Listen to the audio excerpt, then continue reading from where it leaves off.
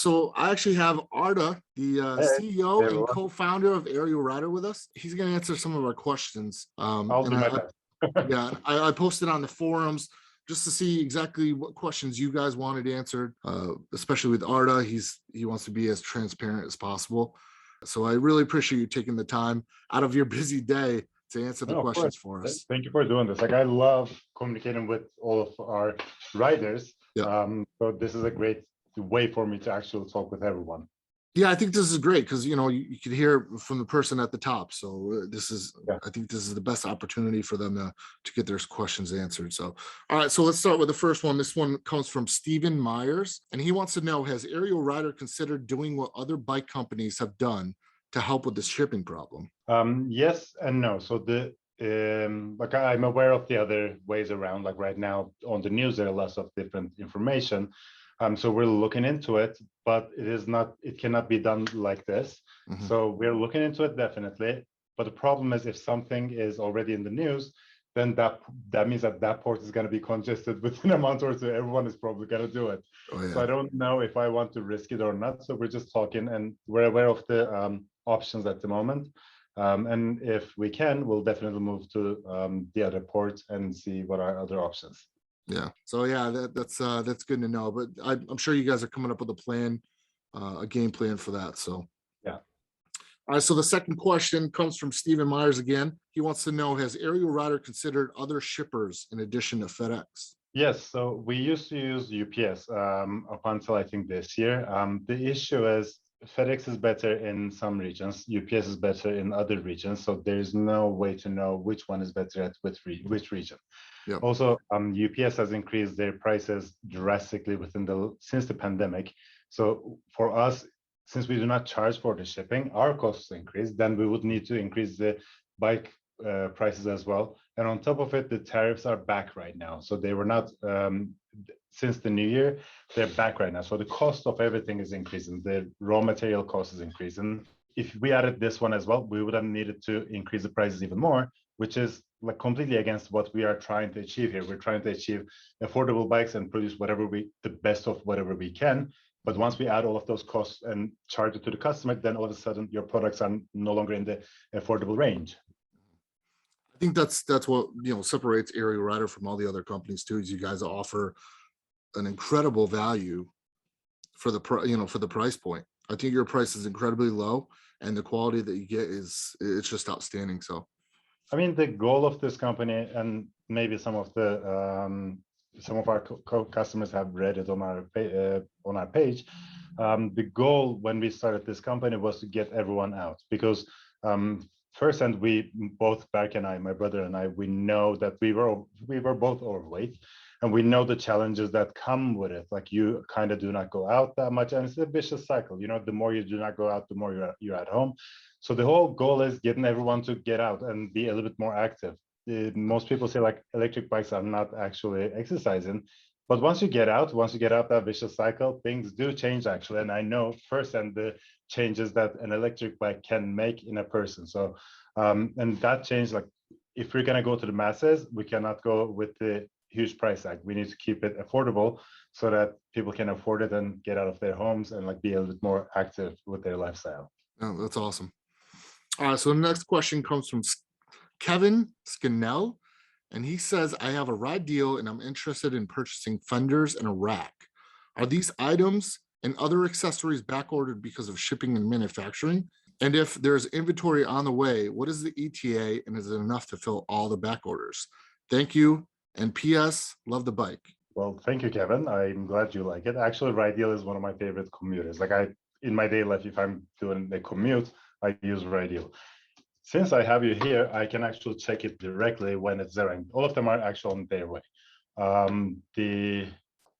Let's see, this one.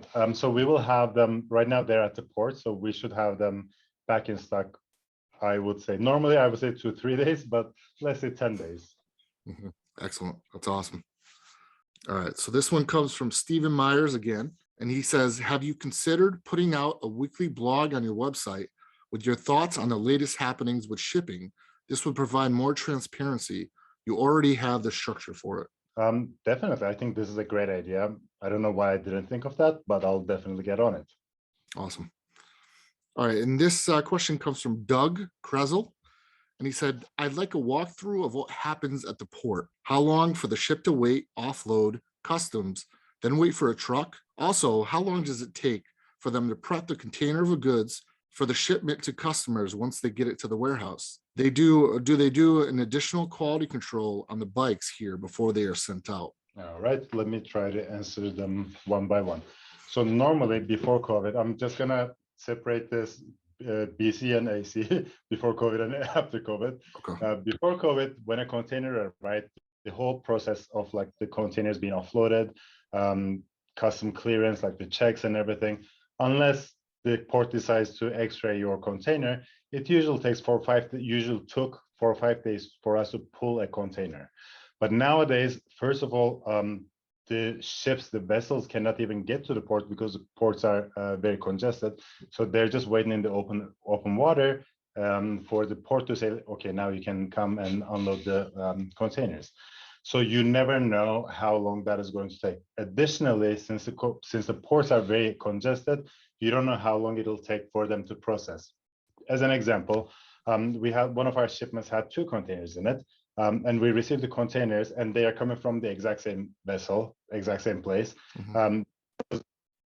Between the delivery of the containers to our warehouse. One of them just waited in the zone, which is not available for pickup at the port, and it is completely out of our hands. I completely sympathize and understand the whole frustration around it for everyone. However, like I have been in this kind of import export doing these kind of things all my life. My parents have been. None of us have seen anything like this in our lifetime. So it is very difficult to say after a container has arrived, how long it'll take us to receive it to our port. Like we have many containers right now. And what happens is we book a trailer to go and pick it up. And then the trailer company does not show up because they're also a hot commodity right now. So if they cannot come, like it is very difficult to find just a trailer and a truck to pick it up. So it is, the whole process have been ruined, let's say. Mm-hmm. And the next question was, so once it is received to the warehouse, it takes us about 2 business days to offload it, label everything, and then prepare for shipments. After 2 days, we usually, on the 3rd day, we are able to ship them out. As for QC, right now we are not doing any QC here in order to shorten the amount of time. My brother is actually managing the factory, our factory in China, and he is the one who is doing all of the QC. His team is the one who is doing all of the QC. So before packed, every bike is one by one actually checked, and we're actually preparing a video on that to be just more transparent and for people to see. So in the factory, we even have a few uphill ramps so that they can test it on uphill ramps and like downhill, the brakes and everything. So they're checked one by one, all thousands of them. It is a arduous process, but it's done. That's awesome. All right. So the next question comes in from Vu Dang, and he says, I'd like to know what other changes Ariel Rider had to make to the production X-Class 52 volt compared to the pre-release bikes. Obviously the twist throttle, but were there any other changes? So for example, you have the pre-production version. The front suspension is different. The front fork is different and the rear suspension are different. But other than that, everything is about the same. So it will be throttle and the shock absorbers. Other than that, everything is the same. Okay, excellent. All right, so the next question comes from Matthew Lane, and he asks, what is the status for the rest of the X-Class 52 volt bikes? I was told containers would be delivered to their place of business by the end of this week and delivered to customers starting next week. Is this true? So the X52, most of them actually have been scheduled to be delivered this week, within this week. So we should be able to ship them out. But again, if the trailer guy, the trucker guy decides not to show up, there might be a few day delays, but we don't expect like a lot of delays on that one. Okay, excellent. So Michael Warren says, I have a ride deal coming. Does it have the same throttle connection as the X-Class 52 volt? And could I swap them? Yes, they have this exact same connection and they can swap it. Awesome. All right, so Fred Thorpe wants to know, he said, I want to know if Ariel Rider has got plans to have upgrades like displays, controllers, Bluetooth, and key starts. So this question is an interesting one. So obviously we are constantly trying to upgrade all of the models all of the parts every year, depending on, like, we don't want to change our suppliers because using a new suppliers comes with its own risks, because you don't know how long they're going to be in the industry, or the longevity of the product and stuff. So those kind of things, we usually test them for a long time before we actually decide on it. But I can tell you that Bluetooth key start is not in the plans. The reason is you're just increasing the things that can go wrong in your bike, and starting your bike with the Bluetooth is not, I don't see the added value on that one personally. So I don't think that's going to happen. But of course, after watching this, my brother might be saying, like, no, we're gonna have to put it now. So I don't want to promise it. But for now, yeah, displays controllers perhaps, but the Bluetooth key start, not really. Okay. All right. Thank you. This question comes from Yu Chen Lin, and he asks, how do you estimate the expected start shipping date if you don't know or don't have the ability to know if the port is still not moving forward on what they're supposed to do? He also says, should we get a port representative to talk to this as well? Just kidding, but they are currently the most mysterious part of the whole shipping process, in my humble opinion. And he also wants to know, where do our bikes come from? And he says, thank you for all the hard work. Well, thank you, Yu Cheng, first of all. Let me explain how do we decide on these expected shipping dates. So obviously we have a production schedule. So after the production schedule, we usually put a 30-day buffer there, let's say, because shipping and stuff, anything can go wrong. Before 6 months ago, we were not able to find containers. There was a whole world container shortage, and now the other stuff. So we put a 30-day, and normally we put 3-4 days for pulling the container here, but nowadays, since that has changed, we usually put about 3 weeks there again. But every time we put more buffer, those delivery times actually go even further because of like new normals, let's say. So actually we decide like on those days with a lot of buffer in between, and still these kind of things happen. Or let's say we decide on if the product has not been even produced. Given an example, Tektro, they're gonna deliver the brakes, and when a company like Tektro says your order is gonna be delayed by 2 months, 3 months, you can't argue with them because they're monopoly. So we had a few clients reaching out to me, and one of them actually said, well, you should produce your own brakes then, like if Tektro is not bringing it. But what people don't understand is, yes, I can produce them, but then are you going to buy it actually? Yeah. Because you want to be able to buy something that already has proven the test of the time. So we have to buy from Tektro if I want to provide a good quality bike. So when they say, oh, I'm going to delay this much, there's nothing I can do. Like, for example, just to give you an estimate to everyone, if you place an order to Tektro right now, the earliest delivery time is 2024. Wow. So these production plans that we have made are not done within the last 6 months. It's not like we received the orders from you guys and then produce accordingly. These have already been decided last year, the year before, and they're produced according to that. Obviously, there are some changes along the way if something goes wrong with the manufacturer or something. But yeah, the whole expected shipping date is calculated according to that. Sometimes things can go wrong, and I genuinely apologize, especially during summer months. I know everyone is very eager to get their bikes, and I completely sympathize with it. And I actually like the fact that people are so excited to get their bikes. But there's we're doing our best, and some of the stuff, there's not much more than we can do.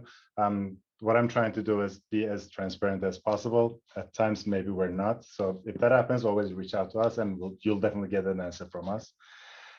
And about the port representative, if you find one, I'll definitely want to talk with them as well.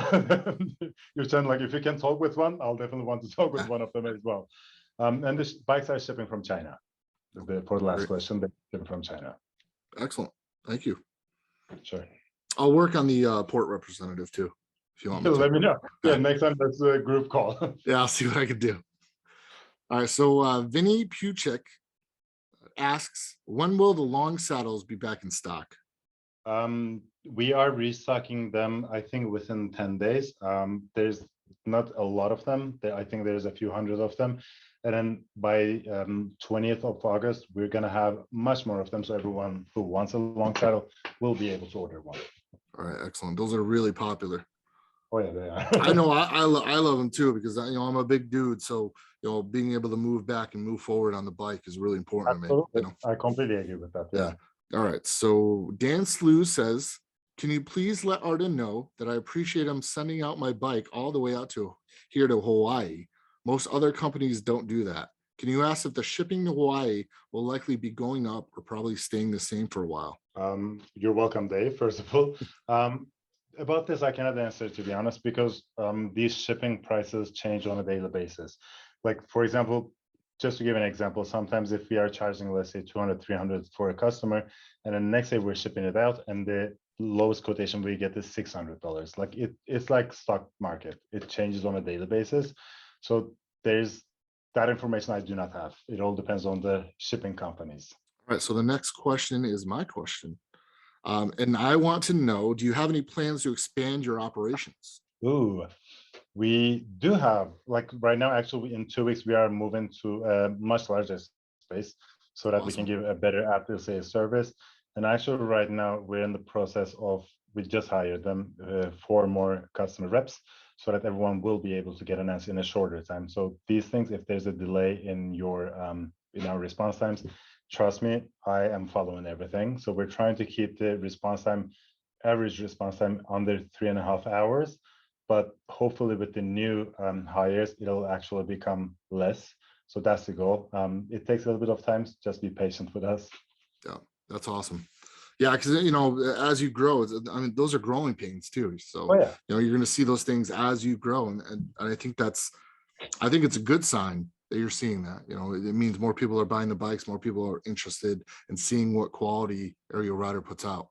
So I No, think it's a absolutely, great thing. absolutely, yeah, it definitely is. And also, like when essentially we're not doing this just for the profit or anything like that.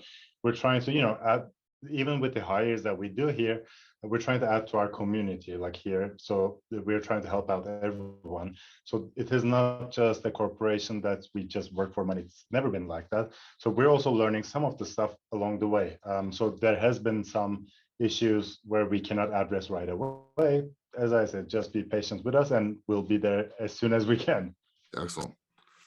All right. So the next question comes from Andrew Rosen. And he says a company that is growing at Ariel Rider speed in terms of volume and visibility requires hiring experienced public relations and or content people. Are there plans to? It would be a wise investment. Great idea. Content people, we do have in-house videographer and everything. For content, we're set. Public relations is a great idea. If you know anyone, Andrew, send it over to my way and we'll talk. All right. Excellent. All right. So the next question comes from Tony Yang, and he says, I have a ride deal and I wish I can utilize the full potential of the 750-watt motor. Will there be a controller or display upgrade in the future for ride deal owners? Not at the moment. That's not in the plans because Radial has always been the plan with Radial. The idea has always been making it a city commuter, and the laws for a city commuter is class 3 bike, which means it has to be maximum 20 miles per hour. Okay. So there's no plans on upgrading that for the time being. Okay. Thank you. All right. So the next question comes from Big Mon Ting, and he asks, okay, my question is, considering that the long seat and the short seat are the same price for the Grizzly, can we get the option to choose which one we want, considering that they are the same price? So great question. And we receive that probably 5 times a day. So Yep. we have the answer right away. So it's not about the price of it. It's about that would require us to open the boxes, change the saddles on the boxes, and then repack them. That would require hiring more people. That would mean increasing the cost of the product. So these things may seem small, but when you're in the volume, it actually adds up. And it actually slows down the whole shipping process as well. We're trying to streamline everything so that it can get to people. So when we decided on the short saddles, it was according to the popularity of the product. So most people preferred short saddles. So we said, okay, let's put the short saddles on. Otherwise, I have more than 400 short saddles here at the back, and I don't know what to do with them. Since now we're shipping the bikes with short saddles, I'm like, I don't know what to do with them. Anyone wants short saddle? Let me know. All right, thank you. All right, so the next question comes from Zareth Ishihara, and I hope I said that correctly.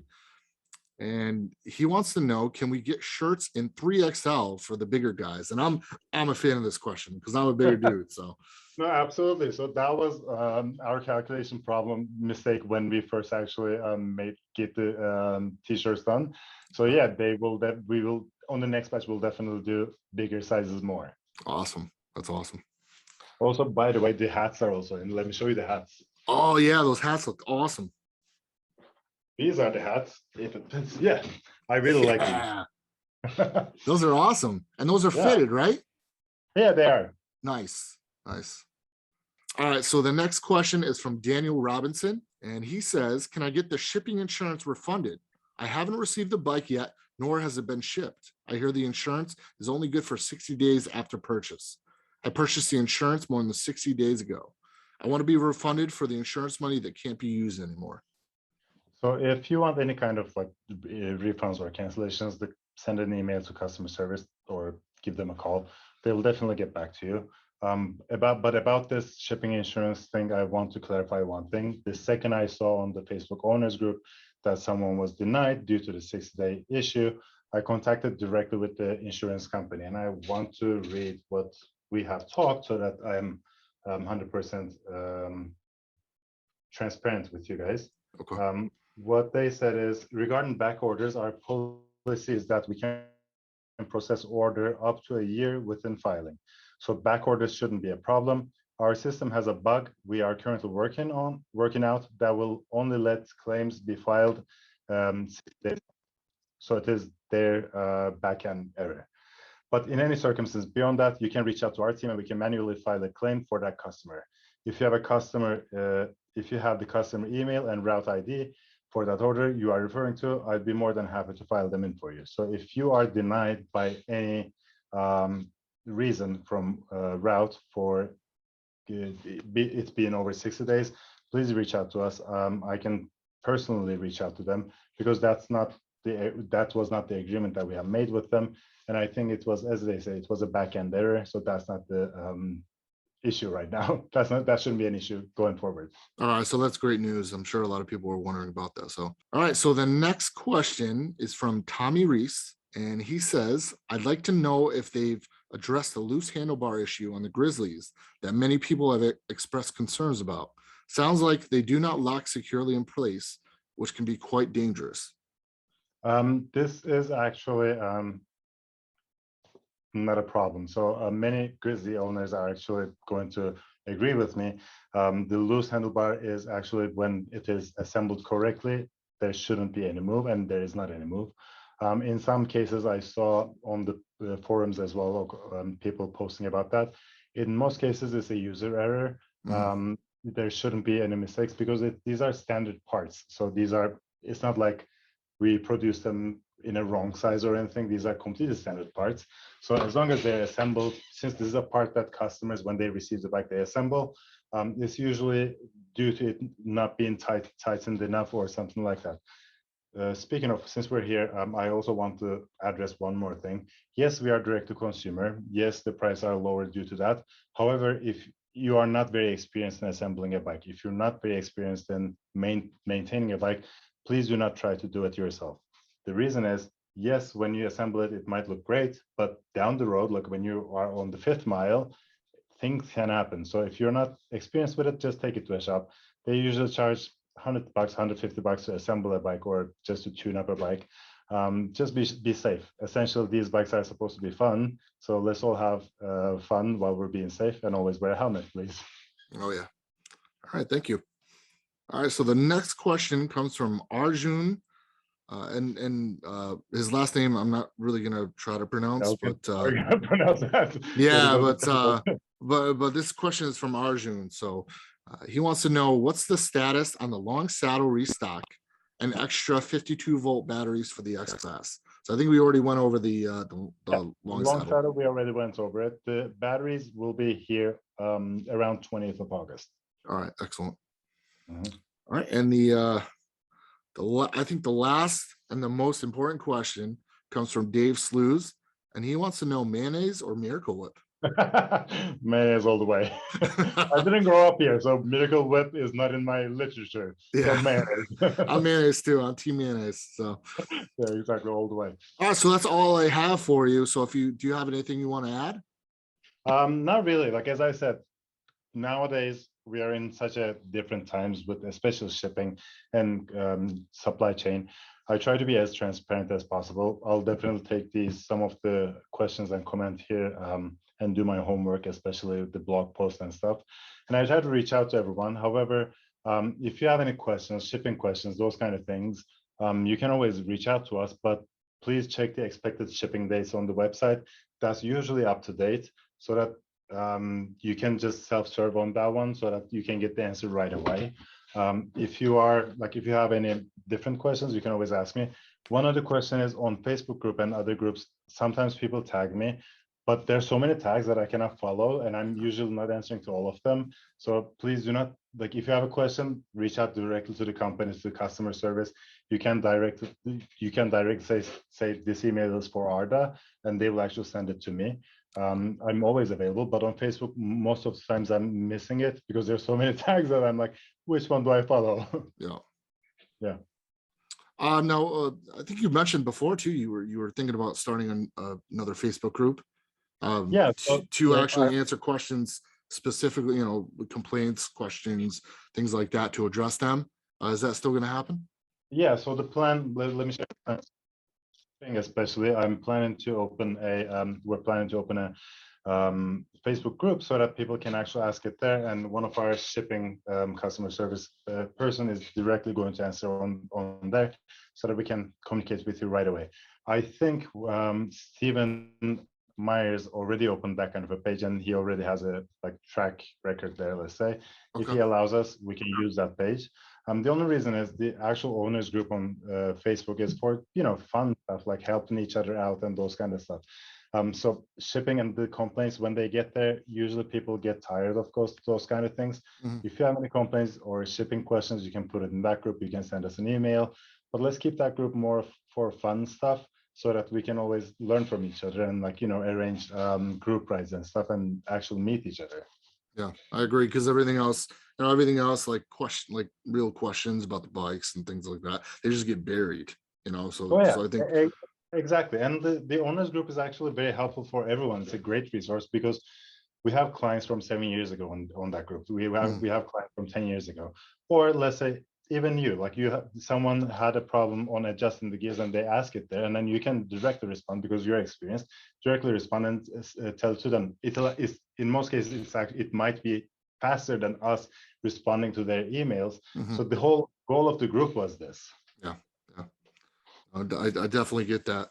But I just want to say thank you very much for taking the time out of your busy schedule. I know you guys are super busy, trying to figure everything out. So I really appreciate it. Of course. Thank you so much for doing it. Yeah, we'll do this again soon. We'll do another one. Right. As questions come up and stuff, we'll keep doing these. So I think these are really important to do. I'm game. I'm definitely game. I love this. Excellent. All right. Thank you so much. All right. Thank you very much. Appreciate it. Welcome.